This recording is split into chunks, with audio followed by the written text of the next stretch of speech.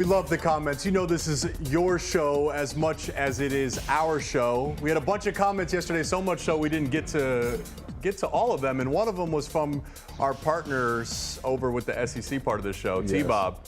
And I want to ask you this one because when you question a man's toughness, you got to give him the chance to respond. He said, Ohio State, not tough. Joshua. Well, it's an attack on character, first off, so we're going to have to stop it right there. This is coming from someone, right, played at LSU, someone whose team quit in prime time week 1 against Florida State in the second half of that game. Let's not forget. This is coming from someone whose current head coach, I guess, was so sensitive about fitting in down south that he used a fake accent when he was addressing the LSU faithful for the first time. Let's not forget. This is coming from someone whose head coach was over there shimmying with recruits. Is that tough behavior? I'd like to know. Because to me, that don't seem like very tough behavior. Jake? T-Bob, we got time today. I know the SEC likes to ride off of Georgia's coattails and in the past Bama's coattails saying, we're tough. No, Georgia's tough. No, Bama's tough.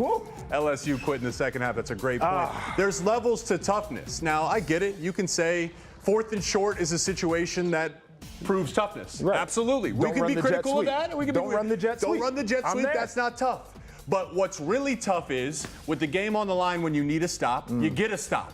Game on the line, new quarterback. Can you drive down and score 3rd and long, 4th and long? Do you make the play? Goal line situation. Can you make it when it counts most? That is the umbrella of toughness that trumps the lack of toughness on 4th down. With a quarterback who didn't have very many starts under his belt, too. He was dealing on that last drive. It seemed like that guy's pretty tough. Maybe takes a little bit after his coach, but that's neither here nor there. Welcome into Red Corner, Blue Corner right here on Stadium. That is Jake Butt, former All-American tight end from Michigan, won a Mackey Award for the best tight end in the game when he was playing in college. This is Joshua Perry. I don't know that he needs an introduction, but if I had to say, he's a captain. He's a national champion, and little did you know he is an avid baker. One of his favorite things is blueberry muffins. It's one of his activities he does at the end of the day. He's a big-time baker. Okay, that was very interesting that you would throw that in there. This show is fully interactive, so we need you to scan that QR code and go ahead and vote on today's poll. And we also have a YouTube chat, and that thing was popping yesterday. It's going to be popping again today. We're going to get into some of your comments, so we want to make sure that you get in there. But we want to start with that game that happened in South Bend on Saturday between the Ohio State Buckeyes and the Notre Dame Fighting Irish. Marvin Harrison Jr., we know what type of talent he is. Got rolled up on, and it was a scary moment. And I remember sitting there watching, I said, what are these boys going to do? Now, Marv got a magnificent tape job. Whoever was in there doing that one did a wonderful job. And the kid's an alien anyway, so he continued to play in that game. But there is a question about whether he should forego the rest of this season in order to protect his draft stock as probably a top 3 player in this year's upcoming draft. Yeah, I'm glad I'm part of this conversation because this is something that hits home for me, being a guy that tore his ACL in college, bowl game, lost some money in the draft, and was injured repeatedly because of that. So I have my opinions on this, and I know everybody, this is a polarizing topic. Remember last year with Jackson Smith and Jigba in the hamstring? Yep. I found it so funny when people were on Twitter saying this is really going to kill his draft stock.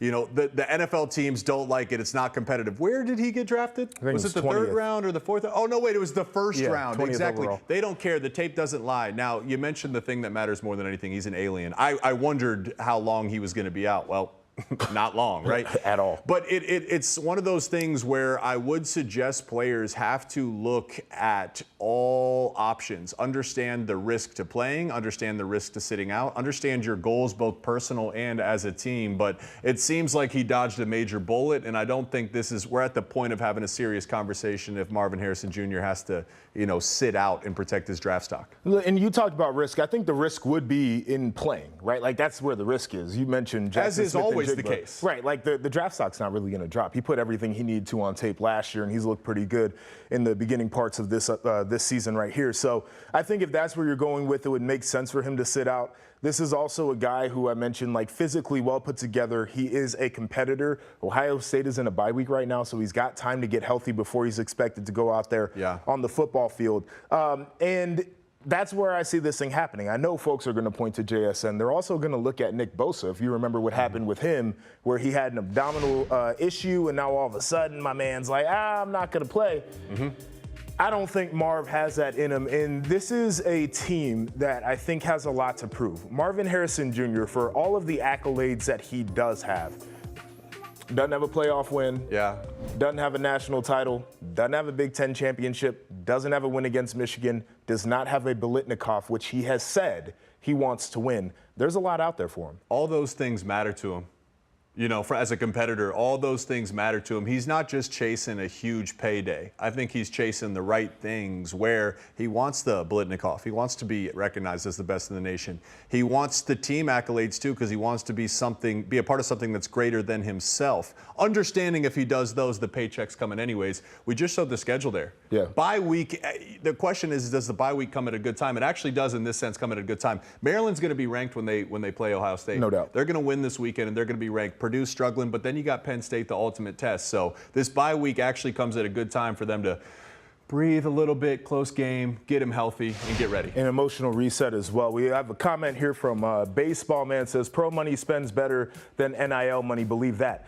I don't think any of us are arguing that aspect, right? Like, I 100% agree. A lot of kids making, I'm not going to say a lot of kids, but some kids making very good money right now. Marvin Harrison Jr. type kids. Yes. Also, Marv is the son of a pro, so it's not like money's a foreign concept to him. I don't think that's a part of the grand scheme. Of course, he wants to make a ton of dough, but I think his big picture is a lot more than just what can I make right now. It's what impact can I make and what legacy can I leave that matters to him. He's that good. I'm glad you said that. That's exactly where his head is at. It's exactly where his head should be. He's that good. Not everyone can say, I'm trying to leave a legacy. Not everyone has that opportunity. Yep. You can tell Marv when he's there at midnight in Columbus after practice, that dude works as hard as anybody, AKA he's focused on leaving a legacy. No doubt, and we want to get your input on this conversation as well. Keep making comments in the chat there, and we'll show your comments on the show. But we want to transition over to Iowa. We got a good old-fashioned caption contest going on here on Red Corner, Blue Corner, and we want our viewers to caption this family photo of Brian and Kirk Ferentz. You can do so on Stadium's social media pages, on Insta and X, formerly known as Twitter. I hate saying X. Or you can just drop the captions in the inbox. So let's break. There's a prize too, right? Yes, there's going to be a prize coming. We have some good captions already. Okay. I want to break the photo down just a little bit if we can get that back up there. Please. I mean, father and son is as much as I believe that fathers love their sons, and as much as I know how I looked up to my father, this relationship has got to be a bit contentious. I know they're all smiles right here, but I don't think they're smiling like that all the time at each other. Yeah, no, you and I were talking. I wonder, is that a genuine smile or a bit of a painful smile by Brian? I think Kirk, that's just how Kirk looks when he smiles. Brian, maybe a little painful. I don't know how good we're gonna be today. Of course, not good enough that day. But you bet we were talking about this. Is in football, loyalty doesn't always win. So I respect the loyalty with Kirk and Brian, keeping it in the family, but. Do you need me to say this, that it hasn't been good enough offensively? Is that a hot take? You're jumping the gun here. We're going to get to that in a sec. We've had some good captions that have been submitted. Here's a good one from Rykov 34. It says, hey, at least we had some good ice cream in Happy Valley. So the story behind that is they've got the creamery there on campus at Penn State. The ice cream is really good. They can't sell it anywhere except for in that creamery because the milk fat content is too high for it to be sold in stores. There's a fun fact for you right there. And they probably were eating that ice cream. And then they got a good old-fashioned butt whooping. I know Columbus has some good ice cream now, too. Yeah. We take pride in our ice cream back in our hometowns. Jenny's? Have you had the ice cream there in Happy Valley? At Happy Valley, yes. And I'm a vanilla guy, which is, I know, wild, right? Like, nobody likes, I love vanilla ice cream. Simple, no really toppings, good. no nothing. Okay. Just, what's your ice cream of choice? I like something fruity. I had this Jenny's, it was a powdered jelly donut. I like a little bit more of the exotic flavors. Jenny's, so the gooey butter cake is really good. If you want to drop some more captions, rcbc at watchstadium.com is the inbox there. And we are going to announce a winner of the contest tomorrow. And that person is going to get a prize. So make sure you stay tuned. But we got to continue with this Brian Ferentz conversation. Please. He's got to average 25 points a game. They ain't doing it right now. They're at 21 a game. And if that's going to be the case for the rest of the year, he's not going to be able to save his job. Can he get this done? Well, you know, here's one of the funny parts about this is 25. One of the topics was, well, what happens if the special teams and defense scores, right? It counts. That's what it counts, right? Not so fast, because that hasn't been the case this year. Here's a stat. They're 111th in turnover margin. That's not Hawkeye football. -4 right now. Not going to win some games. But what the issue to me goes beyond, it's easy to say Petrus, it's easy to say McNamara. Iowa, I don't expect ever to have C.J. Stroud walk in the building and have great quarterback play. To me, when they've been good, it's been behind a good offensive line. Go ahead. That's in your backyard out there. You have offensive linemen to recruit out there. The offensive line has been so far away from even average. How about this? 9 sacks on the season, giving up 76 yards a sack. 25 TFLs. They're going backwards as much as they're going forwards. This is not an offense built to overcome self-inflicted adversity, Joshua. Yeah, and Patrick Riley says more fumbles and first downs is a bad strategy. Ooh. That's in reference to the game against Penn State. Awful strategy there. They have issues, and you mentioned the offensive line. That's a bad group there, and I'm not trying to disparage these young men because I know they work hard. It's not up to the standard that they had built for a program. Then I look at the weapons, and they had Luke Lachey, who was one of the best tight ends in the country. He goes down with an ankle injury. Now it seems like all the focus is on Eric All, who's a transfer tight end from Michigan. And he can make some plays. He also had one of those fumbles that Mr. Riley was referring to right there. It's a bad situation. And guess what? They ain't got no burners on the outside. It's like, you know, don't expect C.J. Stroud to walk in that door. Well, don't expect Marvin Harrison Jr. and Emeka Egbuka and Julian Fleming. Don't expect Roman Wilson, right? Yeah. Like some of the top wide receivers in the conference, don't expect any of them to walk in the door. But this is a matchup, though, because they're playing Michigan State on Saturday. This is a matchup. You got Brian Ferentz, bad offense. You got Scotty Hazelton, bad defenses for the last few years. Who has the edge in this? The funny thing is I think whenever a defense is playing Iowa's offense, I give the edge to the defense. It's like innocent until proven guilty, right? Until I see some quality offense, I'm going to give the edge to Michigan State's defense. Now, here's the problem, though, Joshua. Go ahead. If you don't get it done this weekend, Michigan State, you're going to have some big-time issues. They'll never get it big time. If all of a sudden Iowa puts up 30, 40 points on you, which who's to say? I'll give the edge to Michigan State. Who's to say it's not possible? You got some issues there in East Lansing. I just look at Michigan State's defense in the first 2 games of the year when they were playing offenses that aren't necessarily great, and they look like a competent unit. 100%. Then you get Washington that comes in there. You give up over 700 yards of offense, but you got a Heisman Trophy candidate at quarterback for Washington. And for folks who don't watch that team, their wide receiver group might be better than Ohio State's right now. Ohio State has been the standard in college football the last couple years. Washington's group rivals the Buckeyes group, right? So, dang, like you're looking at all that, and it's like they were going to have trouble. Then Maryland.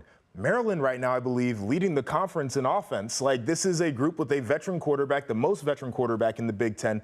They have got a ton of weapons on that offense, and so it was going to be a bad matchup. And quite frankly, Michigan State dropped the ball a couple of times where they gave Maryland too many chances in that first half to score points, and they tightened up in the second half to their credit. I just think that Iowa's gotten no shot. Michigan State's a team that loves to blitz. We both know this.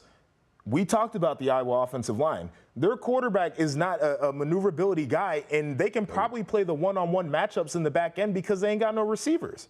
Pivotal game for both teams, right? There's opportunity for both teams. There's been some good, some bad for both teams. Pivotal game for Iowa's offense, pivotal game for Michigan State's defense.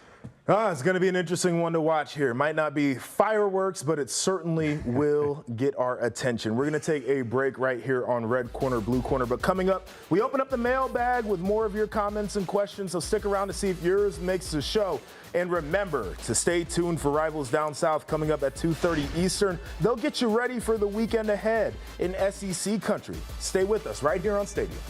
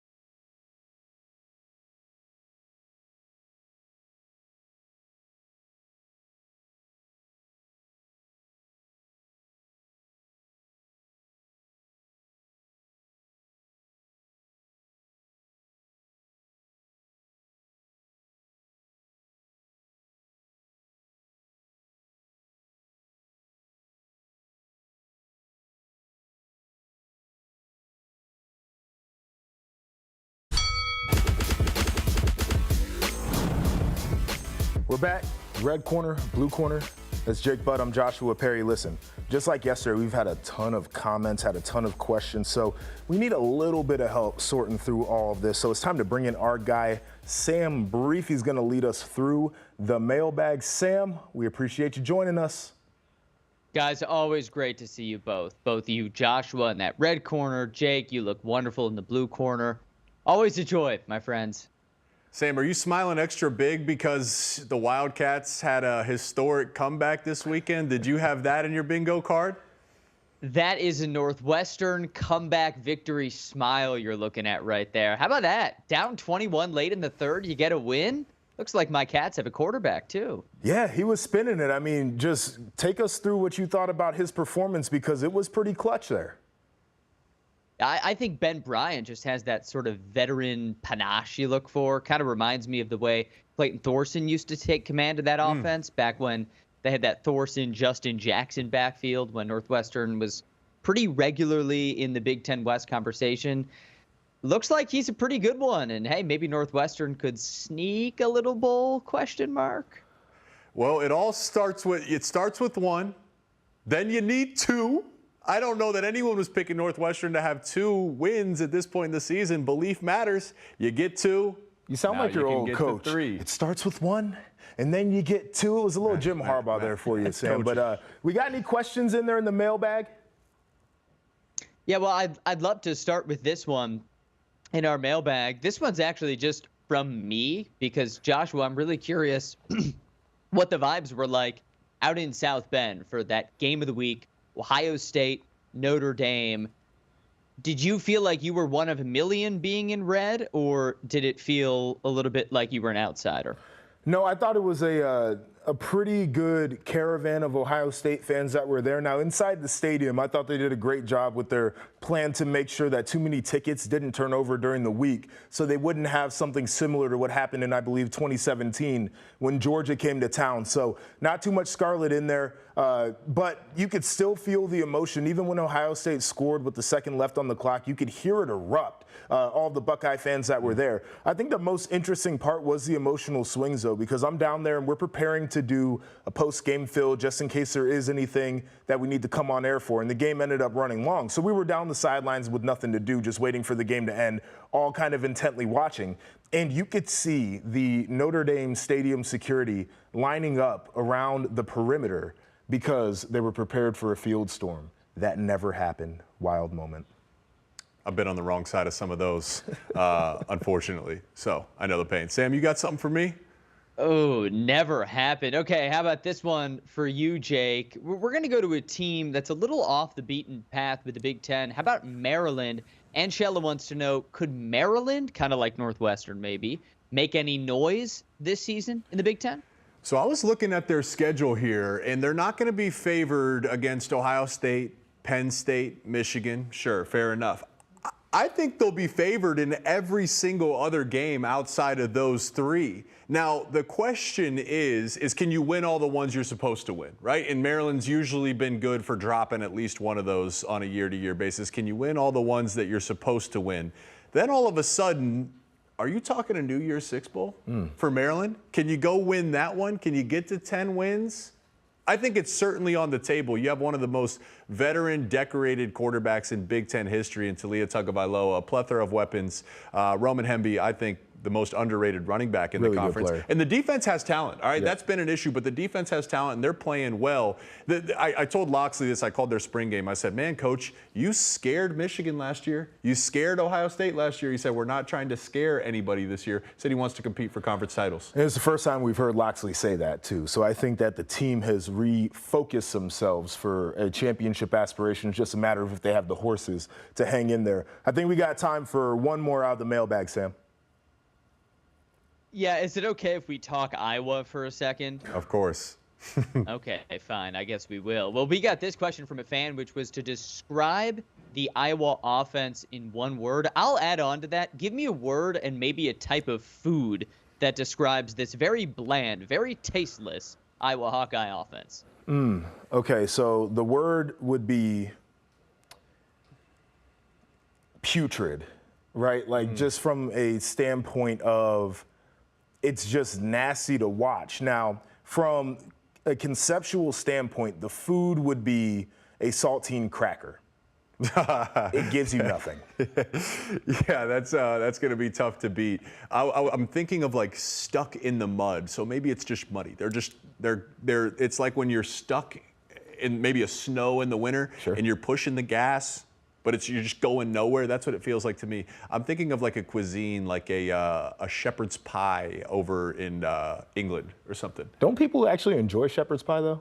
Very few do, and it's a bit bland, as they say. Like English, they don't season their food, so but it's going to be tough to beat. I didn't know that was the thing. Saltine They didn't season their food. All right, Sam Brief, that's our guy opening up the mailbag. Always appreciate when you join us over here. Yeah, I'm going to go eat some shepherd's pie and saltine crackers, just like the Iowa offense. Good to see you, fellas. Enjoy it, Sam. Good to see you, too. So, Joshua, let's get back to the message boards here. And I think, as we just talked about, we previewed it with Sam. We got to talk about Minnesota. We got to talk about the Gophers.